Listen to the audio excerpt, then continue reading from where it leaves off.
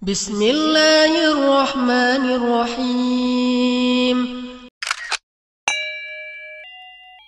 قل يا عبادي الذين أسرفوا على أنفسهم لا تقنطوا من رحمة الله إن الله يغفر الذنوب جميعا إنه هو الغفور الرحيم. Az-Zumar ayat 53. Allah sampaikan, "Qul li'ibadiyalladzina asrafu ala anfusihim la taqnatu min rahmatillah." Pertama kata Allah, kalau rahmat diturunkan, dinaungkan pada kumpulan-kumpulan seseorang, maka yang pertama adalah ampunan dari semua dosa-dosa yang pernah dikerjakan. Dalam bahasa Arab, kalau orang sudah banyak dosanya, oleh Al-Quran disebut pekerjaannya dengan nama israf. Israf, kata Allah, "Qul ibadiyalladzina asrafu ala anfusihim." Muhammad, katakan pada orang-orang yang dosanya banyak berlimpah.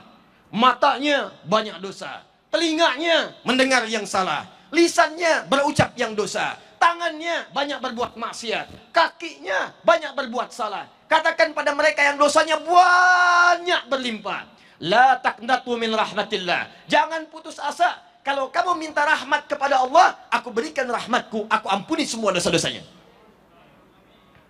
Saya tanya pada anda, siapa yang tidak punya dosa? Boleh angkat tangan. Yang dosanya sedikit boleh angkat tangan. Dosanya agak banyak boleh angkat tangan.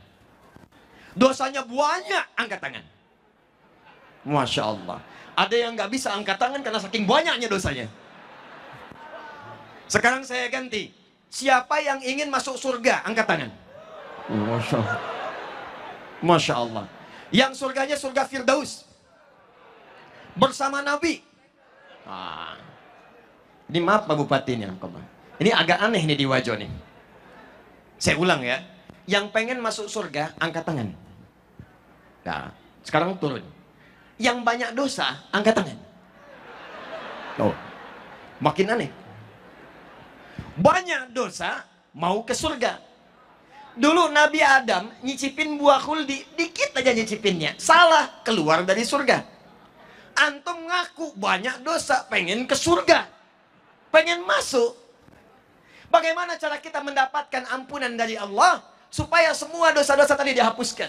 Kata Nabi, bypass cara cepatnya. Kalau di dunia ada cara cepat, di dunia ada pengawalan cepat, maka dalam rumus akhirat ada rumus cepat untuk mendapatkan ampunan dosa. Apa itu? Dapatkan rahmat Allah Subhanahu wa taala. Dan ternyata di antara rahmat Allah itu diturunkan di majlis-majlis ilmu. Diturunkan di majlis ilmu. Karena itu para ulama dulu, kalau ada orang banyak berbuat maksiat, banyak berbuat dosa, maka yang pertama diarahkan kepada mereka, datangi syekh fulan, datangi alim fulan, datangi majlis ilmu fulan, minta bimbingan kepada mereka untuk bertobat. Pernah ada seorang yang melakukan pembunuhan sampai dengan 100 orang dibunuh. Mabuk tak terlukiskan. Pencurian itu sudah kebiasaan. Zina dia praktekkan. Satu kali dia ingin taubat, terbersit di hatinya, saya ingin kembali kepada Allah Subhanahu wa taala. Maka apa yang terjadi? Dia datang kepada seorang syekh, dia bertanya, "Ya syekh, saya ingin bertobat, bisakah seorang seperti saya tobat?" Kata syekh tadi, Allah akan menerima semua hamba yang ingin bertobat kepadanya. Datang ke masjid fulan, datang ke majlis fulan, datangi guru fulan, minta bimbingan untuk bertobat kepadanya. Karena dia yang paling mampu untuk mengajari engkau. Ini adab dari para ustadz, adab para kiai, adab para alim, adab para guru. Jadi kalau kita bukan pakar di satu bidang, maka rujuklah kepada guru yang lain untuk mengajarkan. Ketika orang ini berangkat kepada majlis yang disebutkan, ternyata di tengah jalan, belum sampai ke tujuan, di pertengahan maut datang menjemputnya. Tiba-tiba wafat di pertengahan jalan. Tahukah anda apa yang terjadi? Saat wafat itulah malaikat kemudian turun, tapi terkejut mendapat perintah dari Allah Subhanahu wa taala. Apa perintahnya? Saya ampuni dosanya, saya jamin surganya. Saya telah siapkan surga untuknya. Maka bawa dia, siapkan dengan kenikmatan-kenikmatan kubur yang telah disiapkan. Kenapa orang ini tiba-tiba mendapatkan nikmat Allah? Kata para ulama, ternyata orang ini saat ingin menuju majlis ilmu mendapatkan rahmat Allah Subhanahu wa taala. Dibimbing di jalannya, setiap langkahnya dia istighfar. Astagfirullah, astagfirullah, astagfirullah. Baru berangkat menuju majlis ilmu, rahmat Allah turun kepadanya. Di tengah jalan dia istighfar, istighfar mengampuni dosa-dosanya. Langkahnya punya pahala datang ke majlis ilmu. Maka disitulah kemudian Nabi bersabda, buka hadis riwayat Ibnu Majah. Nomor hadis 233. Yang meriwayatkan sahabat namanya Abu Darda. Abu Darda itu Pak dulunya pengusaha. Dulunya agamanya Kristen. Pindah masuk Islam. Begitu masuk Islam, beliau membuka usahanya yang mendekatkan dirinya dengan Allah. Cara usahanya, bikin dagangan di dekat masjid. Dekat masjid. Apa tujuannya? Supaya lebih dekat dengan Allah. Kalau tiba waktu sholat, tinggalkan dagangan, saya bisa sholat dulu.